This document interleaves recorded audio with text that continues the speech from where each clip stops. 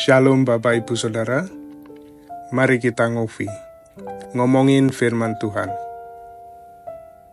Sebelumnya mari kita berdoa. Tuhan, kami akan ngobrol tentang firman-Mu. Bimbing kami ya Roh Kudus, agar kami bukan saja ngobrol tentang firman-Mu, tetapi kami menjadi pelaku yang setia.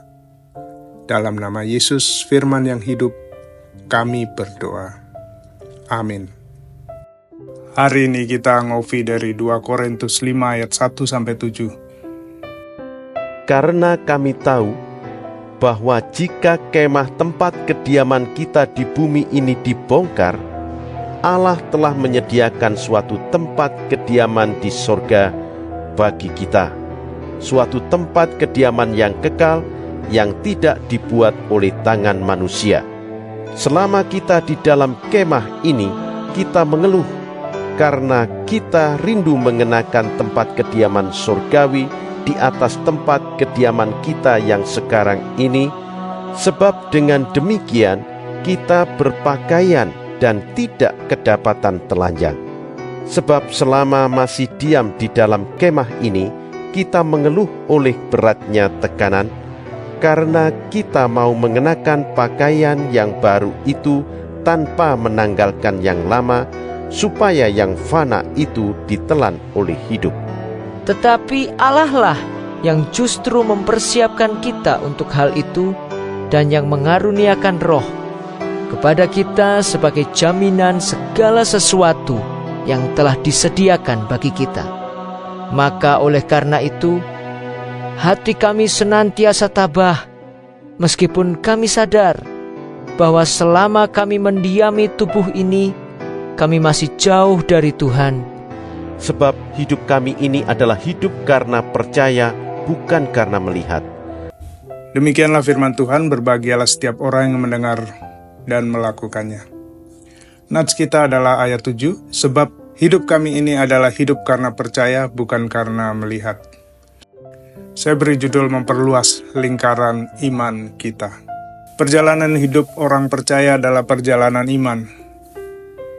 Sebuah proses perubahan atau pertumbuhan sampai kita tiba di rumah kediaman surgawi, menerima tubuh yang kekal dan mulia. Perubahan hidup kita dari hari ke hari dikerjakan oleh Allah dan ketaatan serta iman kita kepadanya. Proses perubahan sampai kita menerima tubuh yang kekal dan mulia itu dijamin oleh Roh Kudus yang membimbing kita. Rasul Paulus mendorong kita orang-orang percaya beriman pada janji-janji Tuhan ketika janji-janji itu belum terlihat atau sepenuhnya terwujud. Dia menekankan aspek rohani daripada aspek jasmani. Sering pikiran kita rancu ketika berbicara tentang keberhasilan, perubahan, kemajuan. Yang kita pikirkan adalah keberhasilan jasmani, kemajuan karir, dan kesejahteraan hidup, dan lupa tentang keberhasilan pertumbuhan rohani kita. Aspek pertumbuhan rohani inilah yang Paulus tekankan. Alkitab memberi gambaran tentang penjunan yang membentuk bejana dari tanah liat. Kita melihat bejana atau vas dalam berbagai bentuk yang indah dipajang dan dijual. Tetapi untuk menjadi bejana yang indah, penjunan itu membentuk begitu rupa. Bahkan jika belum sesuai, dia akan menghancurkan dan memulai proses dari awal, sampai menjadi sebuah vas yang indah. Demikian juga Allah dalam membentuk kita, melalui proses panjang pembentukan, melalui berbagai pengalaman iman, menang atas berbagai masalah dan tantangan. Kita dibentuk menjadi orang yang memiliki iman kuat melalui masalah dan tantangan, agar kita bergantung kepada Dia. Dengan mengalami kuasanya, iman kita menjadi kuat. Dalam Mazmur 34 ayat 17-18 dikatakan, apabila orang-orang benar itu berseru, maka Tuhan mendengar dan melepaskan mereka dari segala kesesakannya. Tuhan itu dekat kepada orang-orang yang patah hati dan menyelamatkan orang-orang yang remuk jiwanya. Postur atau sikap seperti itulah yang dikehendaki Allah dalam proses pembentukan kita. Postur kerendahan hati dan siap untuk dibentuk oleh Tuhan. Tiap-tiap saat kita harus bergantung pada Tuhan untuk mengalami kemenangan iman. Dalam setiap masalah kita harus berlutut berseru lalu Tuhan mendengar, melepaskan dan menyelamatkan. Melalui proses itulah Tuhan menguatkan otot-otot iman kita.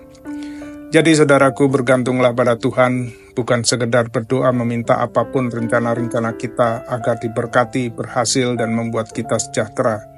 Pemeliharaan Tuhan secara jasmani sudah pasti, tetapi Tuhan memakai berbagai pergumulan untuk menumbuhkan iman kita. Untuk itulah kita tiap-tiap hari harus datang kepada penjunan, yaitu Allah yang membentuk kita.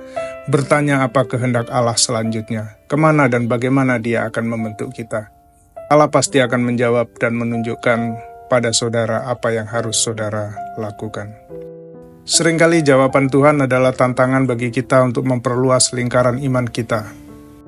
Seperti Allah memanggil Abraham untuk pergi dari tanah kelahirannya di Ur Kasdim menuju tempat yang tidak dia ketahui. Seperti Tuhan menantang murid-muridnya memberi makan 5.000 orang. Seperti Petrus diminta datang untuk memberitakan Injil ke rumah seorang perwira Romawi. Saudaraku, ketika saudara datang kepada Tuhan, bersiaplah untuk menerima panggilan yang akan menantang iman saudara.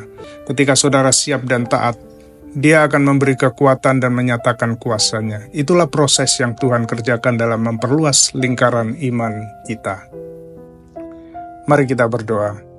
Tuhan, terima kasih telah mengingatkan kami bahwa kami sebagai orang percaya terus Engkau bentuk sampai kami kelak menerima tubuh kemuliaan itu.